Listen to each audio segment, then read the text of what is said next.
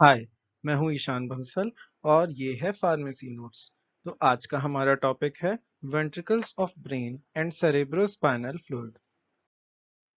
Ventricles क्या होते हैं ब्रेन के?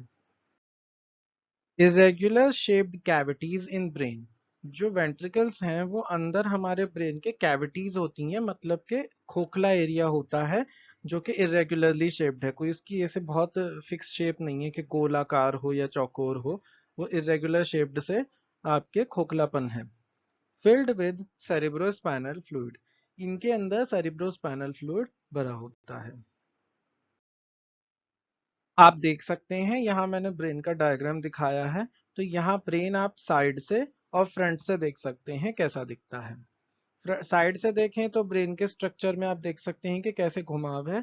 और फ्रंट से आप देखें तो आपको एक चीज क्या दिखाई देगी कि ब्रेन के जो दो पार्ट्स डिवाइडेड हैं, ठीक है, बीच में एक ये डार्क सी लाइन दिख रही है। तो ब्रेन का जो ऊपर का हिस्सा है, सेरिब्रम जिसे कहते हैं, ये दो हिस्सों में डिवाइडेड होता है। जो आपके वेंट्रिकल्स हैं वो टोटल 4 हैं। जो पहले दो वेंट्रिकल्स हैं उन्हें हम लेटरल वेंट्रिकल कहते हैं, जो कि दो होते हैं। दोनों जो आपके ब्रेन के हिस्से हैं सेरिब्रम के ऊपरी हिस्से, उनमें एक एक, दोनों में एक एक होता है। ये गोला ऐसे घुमाव आप देख सकते हैं यहाँ डायग्राम में कि पिंक कलर का दिखाया है। ये ऐसे घुमावदार स्ट्रक्चर होता है कि नीचे से ऐसे घूमता हुआ ऊपर की तरफ आता है। और यहाँ पर इसमें एक ये नीचे की तरफ एक और कैविटी से जुड़ा हुआ होता है, पतले से रास्ते से। तो ये इतना हिस्सा जो पिंक कलर का है आपका, ये लेटरल वेंट्रिकल है, साइड में। लेटरल का मतलब होता है साइड में दो। ये टोटल 2 हो गए। फिर आपके आता है थर्ड वेंट्रिकल, जिसको हम थर्ड वेंट्रिकल ही कहते हैं। ये एक होता है। लेटरल वेंट्रिकल से आपके एक जोड़ निकलता है जो कि आपके थर्ड वेंट्रिकल को छूता है और इसमें ये ज्वाइन करता है आगे कंटिन्यूएशन में। थर्ड वेंट्रिकल के बाद आपका नेक्स्ट आता है फोर्थ वेंट्रिकल। फोर्थ वेंट्रिकल जो है वो आपके और कंटिन्यूएशन में होता है, किससे? थर्ड वेंट्रिकल से। और यही आगे जाकर और कंटिन्यू करता है स्पाइनल कॉर्ड में। तो ये आपके टोटल 4 वेंट्रिकल्स होते हैं। दो लेटरल, एक थर्ड वेंट्रिकल और एक फोर्थ वेंट्रिकल। अब मूवमेंट की बात करते हैं। इन वेंट्रिकल्स के अंदर सेरिब्रोस्पाइनल फ्लूइड भरा होता है और ये मूव करता है आपके लेटरल वेंट्रिकल से होता हुआ थर्ड वेंट्रिकल में, जैसा कि यहाँ आप देख सकते हैं एरो से दिखाया है। और थर्ड वेंट्रिकल से मूव करता हुआ फोर्थ वेंट्रिकल में जाता है और जिससे फिर फाइनली स्पाइनल कॉर्ड की तरफ मूव करता है। फिर वहां से एक्स्ट्रा जो सेरिब्रोस्पाइनल फ्लूइड है जो कि खराब होता जाता है, वो रिप्लेस होता रहता है। तो नया आपके सेरिब्रोस्पाइनल फ्लूइड कहाँ बनता है? ब्रेन के अंदर, आपके लेटरल वेंट्रिकल्स में। हम समझते हैं सेरिब्रोस्पाइनल फ्लूइड के बारे में।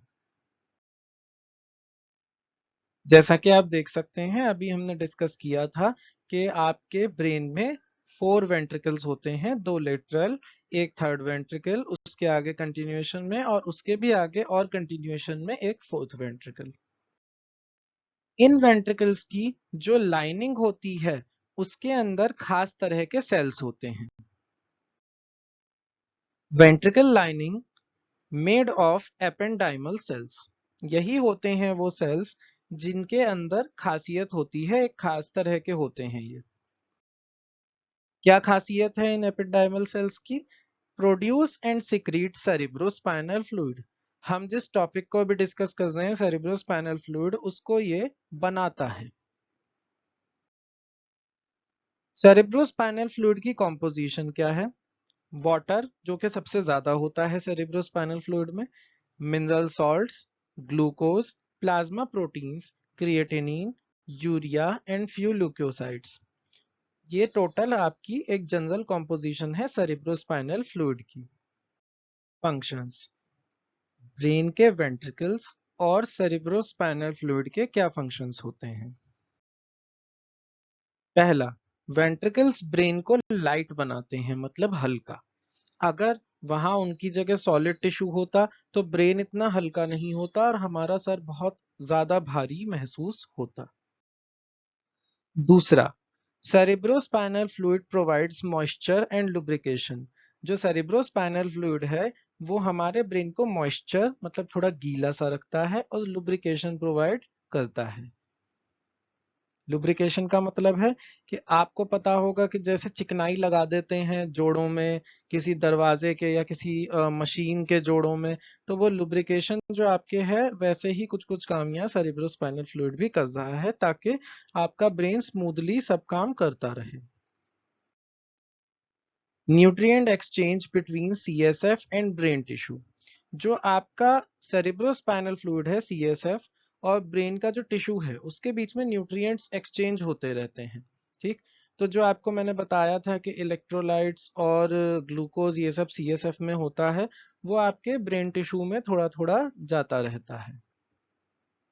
और सीएसएफ क्या है कि ये थोड़ा बैलेंस आउट भी करके रखता है इन चीजों को। CSF maintains intracranial pressure.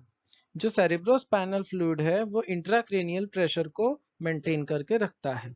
मतलब जो आपका ब्रेन है उसके अंदर जो प्रेशर है, अब कैसे, मान लीजिए कि किसी वजह से आपके ब्रेन में कोई एट्रोफी होती है, मतलब ब्रेन का साइज किसी वजह से कम होता है, तो सेरिब्रोस्पाइनल फ्लूइड ज्यादा सीक्रेट होने लगेगा वेंट्रिकल्स से और वेंट्रिकल्स अपने आप को फुला लेंगे। उससे क्या होगा कि आपका क्रेनियम में जो ब्रेन का साइज है वो फिर से नॉर्मल पर आ जाएगा, फूल के बढ़ जाएगा।